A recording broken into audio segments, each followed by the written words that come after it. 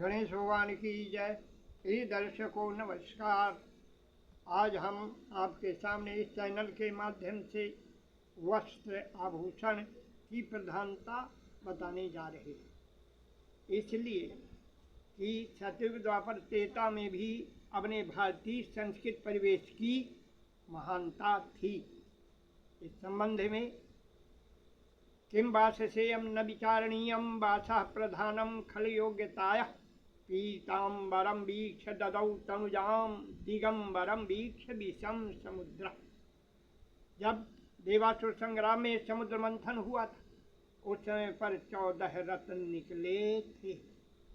उनमें विष और लक्ष्मी जी भी निकली। उस समय पर राक्षस भी थे, महान योद्धा और देवता भी थे। दोनों ने मिलकर समुद्र मंथन किया।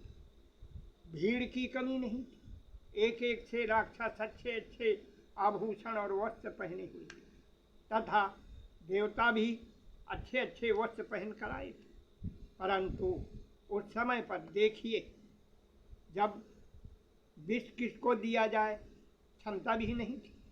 जिस किसी को दिया जाएगा उसका विनाश हो जाएगा। यह सोच करके समुद्र विचार में पड़ा हुआ था।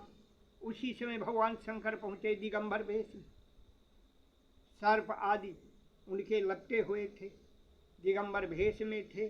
उनको देख करके समुद्र सोचता है कि बस यही व्यक्ति है जो कि विष का शमन कर सकता है, अन्य कोई नहीं शमन कर सकता। और भगवान शंकर को विष दे दिया गया और भगवान शंकर ने प्रेम से उस विष को ग्रहण कर लिया और उनका नीलकंठ नाम पड़ गया।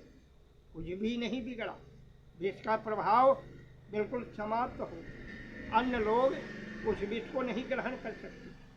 अब देखिए, अब लक्ष्मी जी के संबंध में विचार कर रहा है, समुद्र किसको दिया जाए, ये किसके लिए उपयुक्त है।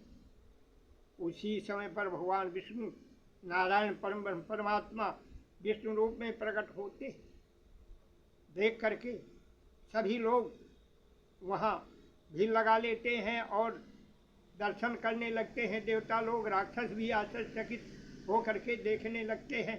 वहाँ इतना तेज था उनमें कि सभी लोगों की बुद्धियाँ राक्षसों की भ्रष्ट हो और देवता लोग प्रसन्न चित्त से अपने कार्य में जुटे रहे आए।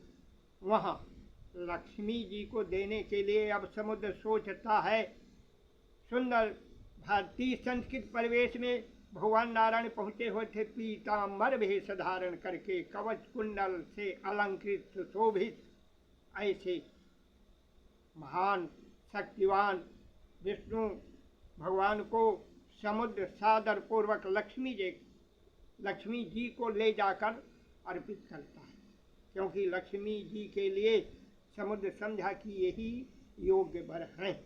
अर्थात देवता लोग तो अनेक प्रकार के रंगों के कपड़ा पहने हुए थे, बढ़िया सजे हुए थे, उनके किसी भी प्रकार से वैभव की कमी नहीं थी, परंतु वहाँ वस्त्र की प्रधानता दी गई।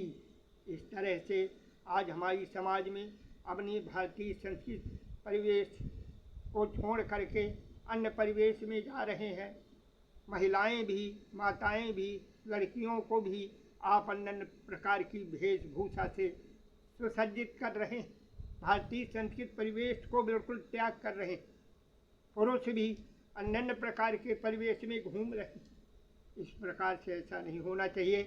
अपने हिंदू भारत में भारतीय संस्कृत के परिवेश का भी ध्यान देना चाहिए। अगर ऐसा रहता है तो व्यक्ति के चरित्र अच्छे होते हैं, स्वभाव अच्छा होता है, बुद्धि विवेक ज्ञान की वृद्धि होती है। और जैसे परमात्मा नारायण को लक्ष्मी जी का अर्पण किया गया, उस प्रकार आपको भगवत कृपा से लक्ष्मी भी पीछे पीछे दौड़ती है। परिवेश से बाहर जाते हैं तो लक्ष्मी भी त्याग देती है।